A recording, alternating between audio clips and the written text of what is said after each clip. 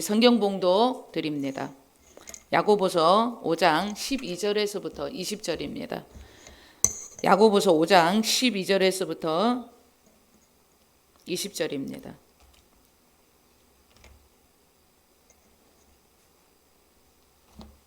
제가 못 찾아가지고 잠시만 찾아놨는데 엉뚱한데. 야고보서 5장 12절에서부터 20절까지 우리 다 함께 합독 드립니다. 내 형제들아, 무엇보다도 맹세하지 말지니 하늘로나 땅으로나 아무 다른 곳으로도 맹세하지 말고 오직 너희가 그렇다고 생각하는 것은 그렇다 하고 아니라고 생각하는 것은 아니라 하여 정죄 받음을 면하라. 너희 중에 고난 당한 자가 있느냐? 그는 기도할 것이요. 즐거워하는 자가 있느냐? 그는 찬송할지니라.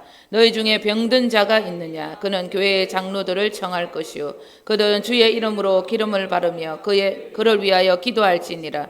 믿음의 기도는 병든 자를 구원하리니 주께서 그를 일으키시리라. 혹시 죄를 범하였을지라도 사하심을 받으리라. 그러므로 너희 죄를 서로 고백하며 병이 낫기를 위하여 서로 기도하라. 의인의 간구는 역사하는 힘이 큼이니라. 엘리야는 우리와 성정이 같은 사람이로되 그가 비가 오지 않기를 간절히 기도한즉 3년 6개월 동안 땅에 비가 오지 아니하고 다시 기도하니 하늘이 비를 주고 땅이 열매를 맺었느니라. 내 형제들아, 너희 중에 미혹되어 진리를 떠난 자를 누가 돌아서게 하면 너희가 알 것은 죄인을 미혹된 길에서 돌아서게 하는 자가 그의 영혼을 사망에서 구원할 것이며 허다한 죄를 덜볼 것임이라. 아멘. 오늘은 야고보서 강해가 끝나는 시간입니다. 야고보서 마무리는 이 세 가지의 주제를 전하면서 믿음의 이 마무리를 이렇게 해야 한다. 그렇게 주님께서 결론을 내려주십니다. 첫 번째는 저번 주 주제의 말씀 인내였고, 그리고 오늘은 기도와 전도에 관한 말씀으로 마무리를 하게 됩니다.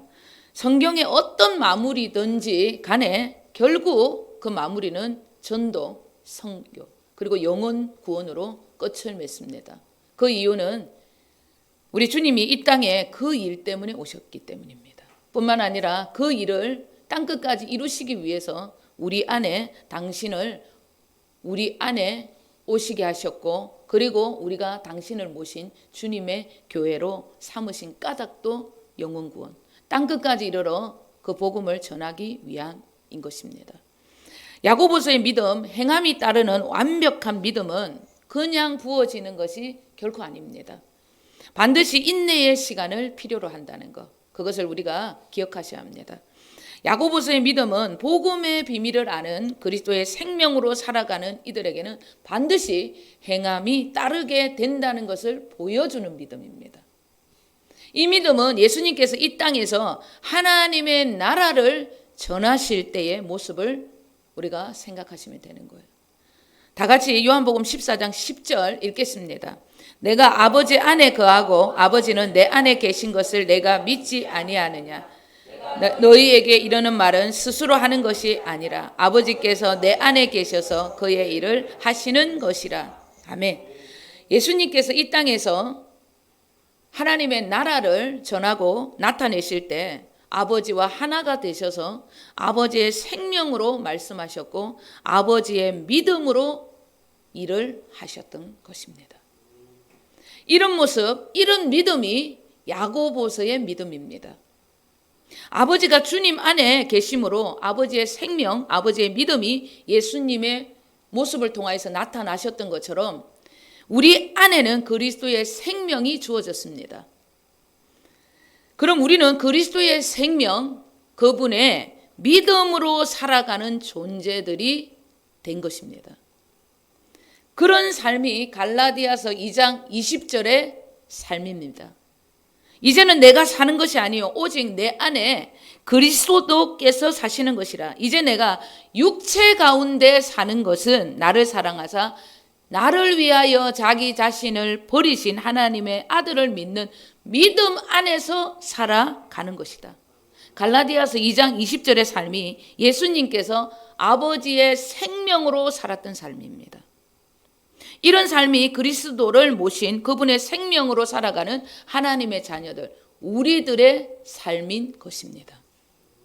이런 삶은 농부가 땅에 씨를 뿌리고 열매를 기다리는 인내의 시간을 거쳐야만 주어지는 믿음입니다.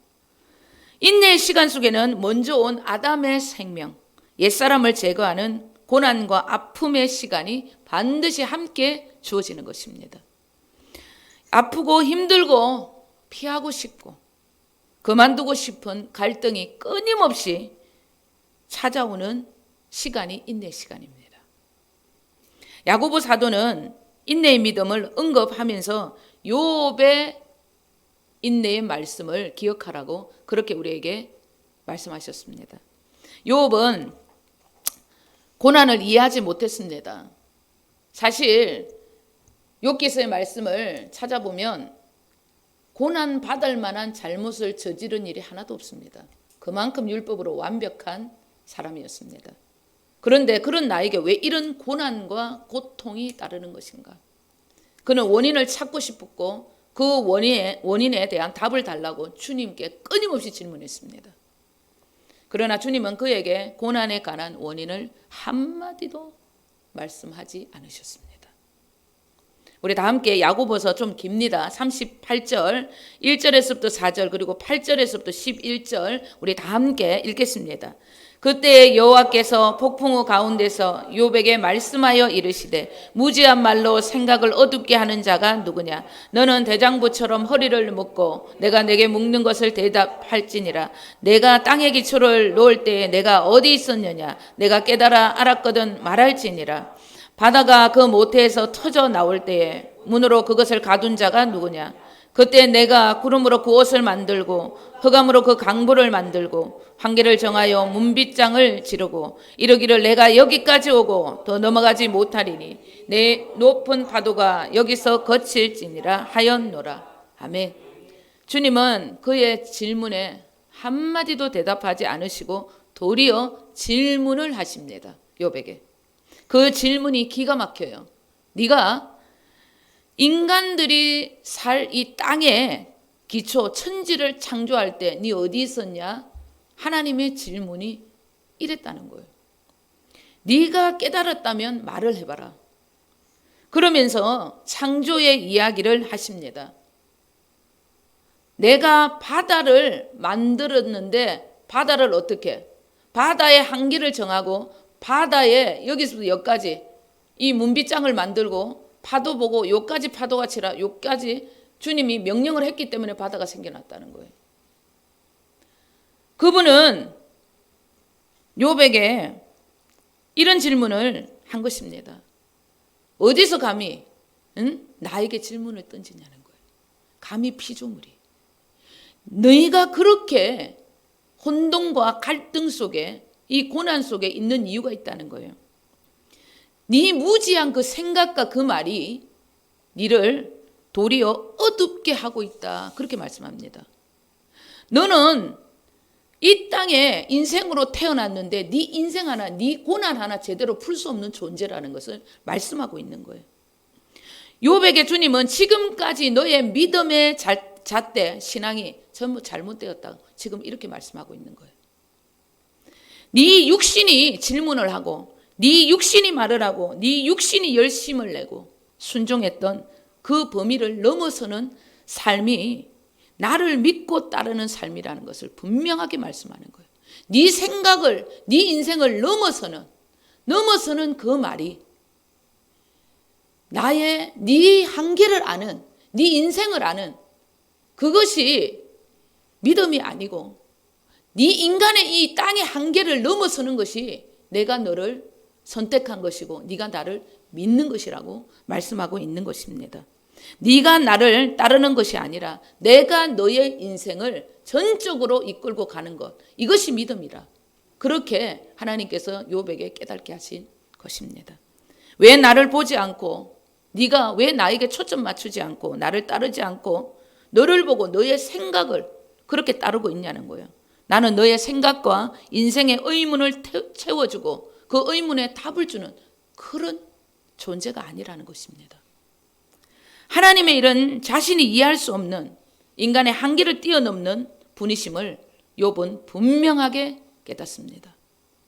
그는 인내의 다리를 건너서 구원받은 자의 삶, 내가 사는 것은 나를 위한 삶이 아니라 철저하게 여호와 하나님을 위한 삶, 그분을 따르는 삶이라는 것을 깨닫게 된 것입니다. 이것이 갈라디아서 2장 20절의 삶을 깨달은 욥의 모습인 거예요. 그의 믿음의 시선이 완전히 달라진 거예요. 그러니 그가 이제는 눈으로 주를 뵙고 가는 것처럼 분명하고 너무나 선명한 그 길을 가게 되었다고 그런 고백을 할 수 있었던 것입니다. 인내의 시간을 통해서 그는 갈라디아서 2장 20절의 삶, 그런 삶을 얻게 된 것입니다. 이것이 여러분 야고보서의 믿음인 것입니다. 여러분 오늘 이 야고보서의 믿음, 이 욥의 믿음을 깨닫고 그 욥의 믿음을 가져가시는 저와 여러분 되실 줄 주님의 이름으로 축원드립니다. 자, 오늘 본문 말씀 12절, 13절 우리 다 함께 한번 더 읽겠습니다. 내 형제들아 무엇보다도 맹세하지 말지니 하늘로나 땅으로나 다른 곳으로 맹세하지 말고 오직 너희가 그렇다고 생각하는 것은 그렇다 하고 아니라고 생각하는 것은 아니라 하여 정죄받음을 면하라. 너희 중에 고난을 당한 자가 있느냐? 그는 기도할 것이요 즐거워하는 자가 있느냐? 그는 찬송할지니라. 아멘. 야고보 사도는 삶에 부딪힘이 있고 고난이 오는 하나님의 자녀들에게 너희들이 무심코 남발하는 맹세의 삶, 주님 자기 생각으로 주님께서 저에게 이런 응답해 주시고 이렇게 해주시면 저 이렇게 할게요, 저렇게 할게요. 이 육신의 생각이 주는 조급함으로 외식하는 자와 같은 그런 거짓된 맹세, 무심코 남발하는 그런 거짓된 맹세를 금하고 이제부터는 고난이 있을 때 더 간절하게 기도의 장소로 나오라고 그렇게 지금 명령하고 있는 것입니다. 바라크라는 단어는 히브리어인데 복을 뜻합니다. 그런데 이 바라크라는 단어가 무릎을 꿇다라는 뜻에서 나온 단어입니다. 그래서 성경에서 말하는 진정한 복이란 하나님께 나와 기도하는 것이 진정한 복이라는 뜻이 되는 것입니다. 그럼 고난을 통해 주님께 나와서 기도하게 되는 것이 복된 일이라는 것을 우리는 분명하게 깨달아야 하는 것입니다. 마태복음 15장에는 귀신이 들린 딸을 둔 가나안 여인의 이야기가 나옵니다. 얼마나 귀신의 역사가 심했던지 그 귀신이 아주 흉악하다고 성경은 그렇게 기록하고 있습니다. 그런 상태의 딸이 있었기 때문에 그 여인은 주님께 나와 부르짖고 기도할 수밖에 없었던 것입니다. 주님이 지나갈 때에 어찌나 소리를 질렀든지 제자들이 주님께 저희 자 좀 쫓아버리세요, 그렇게 말을 할 정도였습니다. 마태복음 15장 21절에서부터 23절까지 우리 다 함께 읽겠습니다. 예수께서 거기서 나가사 두로와 시돈 지방으로 들어가시니 가나안 여자 하나가 그 지경에서 나와서 소리질러 이르되 주 다윗의 자손이여 나를 불쌍히 여기소서, 내 딸이 흉악하게 귀신 들렸나이다 하되 예수는 한 말씀도 대답하지 아니하시니 제자들이 와서 청하여 말하되 그 여자가 우리 뒤에서 소리를 지르오니 그를 보내소서. 아멘. 이 여인은 흉악한 귀신이 들린 딸, 인생의 고난과 고통의 시간으로 인해서 기도하는 삶을 살게 되었고 그 기도의 응답을 주님과의 만남을 통해서 성취하는 위대한 주인공이 될 수 있었던 것입니다.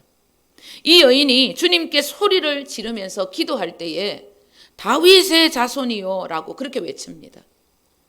이 여인은 딸을 구하기 위해 모든 신들에게 전부 기도했던 것입니다. 그런데 귀신의 역사가 얼마나 강했던지 아무 소용이 없었다는 거예요. 그런 중에 이스라엘 민족들이 믿고 있던 구원자에 대한 이야기를, 기쁜 소식을 들었습니다. 그 구원자는 다윗이라는 그 자손의 혈통에서 나오게 될 것이고 그 구원자가 모든 인류에, 우리에게, 이방인에게까지 구원을 주시는 놀라운 분이시라는 것을 그는 깨달았다는 것입니다. 그런데 그 사실이, 세상에나 그 진리가 지금 이스라엘 땅에서 이루어지고 있다, 성취되고 있다는 그 소문까지 들은 거예요. 그런 상황에서 주님이 지금 그 여인의 눈앞에서 지나가고 있었던 것입니다. 자기의 딸을 해방시켜 줄 유일한 구원자, 인류의 구원자로 오신 그분이 지금 자기 앞을 지나가는데 어떻게 가만히 있을 수 있겠냐는 거예요. 제자들이 시끄럽다고 쫓아버리자는 소리에 주님은 발걸음을 멈추시고 그녀를 좀 무시하는 듯한 질문을 던집니다. 왜 이런 질문을 던질 수밖에 없었는가? 다른 거 아닙니다. 그 여인의 부르짖는 기도의 소리를 들어보니까 믿음이 있다는 것을 예수님은 직관적으로 아셨던 거예요. 뭔가 있다는 거예요. 저 놀라운 믿음이 그 여인 안에 있다는 겁니다. 마태복음 15장 24절에서부터 28절까지 우리 다 함께 읽겠습니다. 예수께서 대답하여 이르시되 나는 이스라엘 집에 잃어버린 양 외에는 다른 데로 보내심을 받지 아니하였노라 하시니 여자가 와서 예수께 절하며 이르되 주여 저를 도우소서. 대답하여 이르시되 자녀의 떡을 취하여 개들에게 던짐이 마땅하지 아니하니라. 여자가 이르되 주여 올소이다마는 개들도 제 주인의 상에서 떨어지는 부스러기를 먹나이다 하니 이에 예수께서 대답하여 이르시되 여자여 내 믿음이 크도다. 내 소원대로 되리라 하시니 그때로부터 그의 딸이 나으니라. 아멘. 무슨 말씀이냐? 나는 너 같은 이방인 비천한 자들의 기도는 응답할 수 없다. 지금 그렇게 말씀한 거예요. 그러니까 이 말을 듣고 자기를 무시하는 그런 말을 듣고 이 여인은 더 예수님께 달라붙는 겁니다. 무릎을 꿇고 절까지 한다는 거예요. 이 모습이 고난을 통해 무릎을 꿇게 되는 복된 모습, 바라크의 모습인 것입니다. 이것이 진짜 복된 이들의 모습이라는 거예요. 주님께서 이 여인의 모습에 다시 이상한 말씀을 던지십니다. 개 같은 이방인에게, 그 당시 이스라엘 백성들은 모든 이방인들을 개 취급했습니다. 그만큼 이스라엘 백성들이 우월하다고 느낀 거예요. 개 같은 이방인들에게 나의 자녀들에게 주는 생명의 떡, 즉 하나님의 말씀을 줄 수 없다. 예수님이 그렇게 말씀하신 거예요. 이 여인 주님께 또 한마디 합니다. 옳습니다. 저는 개가 많습니다. 저는 개 같은 인간, 비천한 인간 맞습니다. 그러나 개들도 주인의 상에서 떨어지는 부스러기를 먹지 않습니까? 비록 지금은 이방인이 당신의 자녀들은 아니지만은 이방인들을 당신의 자녀로 삼아주실 날 선지자들을 통하여서 당신께서 약속하신 이방인의 빛으로 오시겠다는 그 약속을 저는 믿고 있습니다. 당신이 선지자들에게 이방인들의 구원자로 오실 것이라고 말씀하지 않으셨습니까? 당신이 그분 아닙니까? 당신이 여호와 하나님 아닙니까? 내 앞에 계신 당신이 말씀했잖아요. 그럼 내 딸을 구원해 주시는 것이 진리 아닙니까? 지금 이 여인은 이렇게 말씀하고 있는 것입니다. 주님께서 단복을 하시고 네 믿음이 너무나 놀랍다. 너무나 네 믿음이 크다. 네 소원대로 네가 지금 믿고 있는 그대로 네 기도 응답된다. 그 적시로 딸이 귀신에게서 해방이 된 것입니다. 이 가나안 여인에게 고난과 고통이 없었다면 이런 진리를 깨달지도 그리고 주님께 무릎 꿇고 기도하지도 않았을 것입니다. 고난을 통해 기도함으로 주님께 감사하고 찬양하시는 저와 여러분 되시길 주님의 이름으로 축원드립니다. 아멘. 우리 15절 16절 다 함께 읽겠습니다. 믿음의 기도는 병든 자를 구원하리니 주께서 그를 일으키시리라. 혹시 죄를 범하였을지라도 사하심을 받으리라. 그러므로 너희 죄를 서로 고백하며 병이 낫기를 위하여 서로 기도하라. 의인의 간구는 역사하는 힘이 큼이니라. 아멘. 의인의 기도, 믿음의 기도는 역사하는 힘이 크다. 그렇게 말씀하고 있습니다. 그런데 역사하는 힘이 여러분 왜 크다? 당연히 역사한다. 왜 이렇게 말씀하지 아니하고 역사하는 힘이 크다고 말씀하셨습니까? 아무리 여러분 기도를 해주고 중보자들이 중보 기도를 많이 해줘도 그 기도를 받는 당사자가 진리를 붙들고 진리를 생각하고 진리의 말을 선포하지 않으면 응답되지 않을 수도 있기 때문입니다. 저도 이번 주에 옛날부터 알던 동생이 영적으로 조금 심각한 문제가 생겨서 만났어요. 만나서 제가 진리를 좀 전하고 기도도 해주고 한 2-3시간 함께 있었습니다. 그리고 며칠 동안 제가 그 동생을 위해서 기도했습니다. 기도의 역사가 일어났을까요? 일어났죠. 일어났습니다. 왜? 제가 의인이잖아요. 제 믿음은 진짜잖아요. 그리고 제가 그 동생에게 부탁한 게 있거든요. 내 시키는 대로 니도 해야 된다. 네가 생각하고 말하는 거, 진리를 생각하고 진리를 선포해야 된다. 그 약속하고 왔는데 전화가 왔어요, 어제. 그대로 했나? 네, 했어요. 어떻더노? 너무 좋아졌어요, 언니.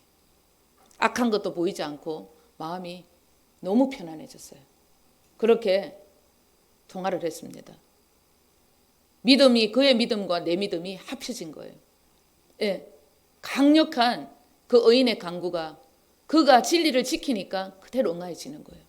여러분, 우리의 인생의 모든 문제의 해답, 변화는요, 다른 거 아닙니다. 진리를 생각하고 진리대로 선포하고 그리고 기도하면 모든 인생은 전부 변화되는 것이고 새 삶을 살 수 있게 되는 것입니다. 지금 자리가 아니라 새 생명의 자리, 놀라운 인생으로 변화될 수 있게 되는 것입니다. 여러분도 이런 믿음의 기도, 의인의 기도를 통해서 하나님의 역사를 볼 수 있는 자들이라는 것을 분명하게 깨달으셔야 합니다. 엘리야도 우리와 똑같은 성정을 가진 사람이었습니다.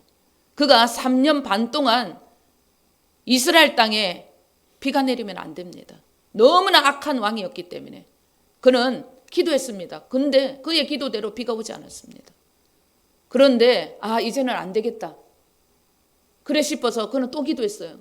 그의 기도로 말미암아 비가 내리고 그 땅은 열매를 맺는 놀라운 역사를 보게 된 것입니다. 우리도 이런 역사의 기도자로 의인으로 세워졌다는 것을 기억하셔야 합니다.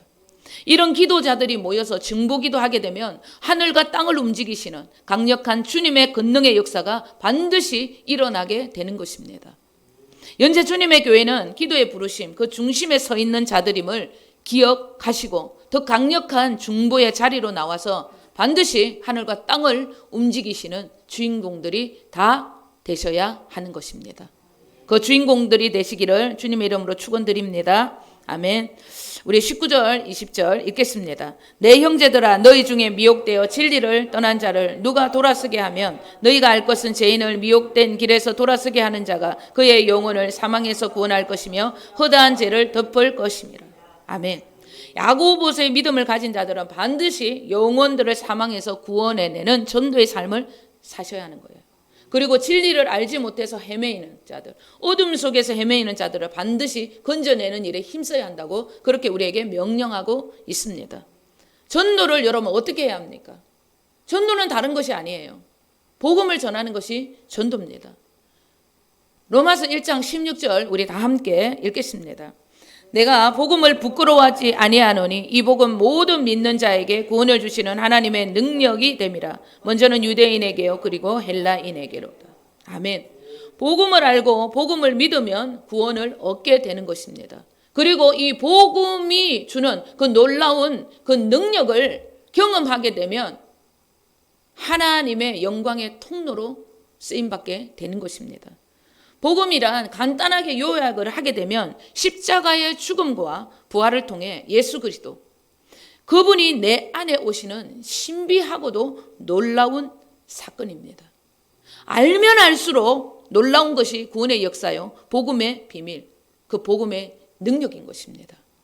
그런데 우리가 복음을 전할 때, 전도를 할 때 십자가 죽음에 멈춥니다. 안 됩니다.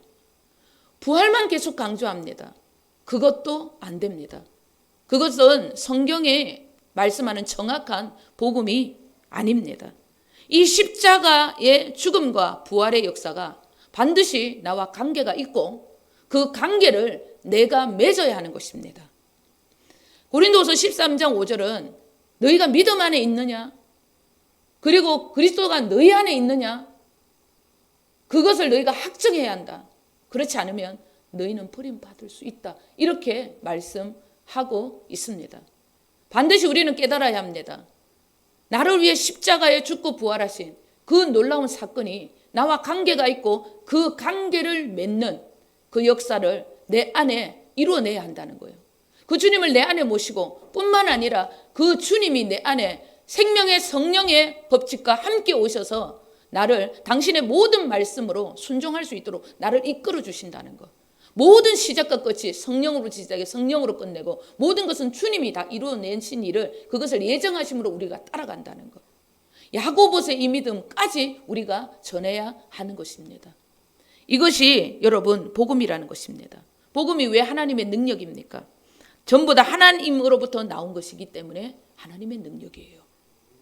하나님이 계획하시고 이루신 이 놀라운 사건을 인간 안에서 주님이 깨달음을 주시고 주님께서 그 인간을 통하여서 당신의 말씀을 순종하게 하신다는데 그 놀라운 신비한 그 사건에 어찌 우리가 놀라지 않을 수 있겠냐는 거예요. 당신의 그 놀라운 하늘의 일이 우리 안에서 펼쳐지는데 그 하늘의 일을 알게 되는데 어찌 우리가 이 복음을 전하지 않을 수 있겠냐는 거예요.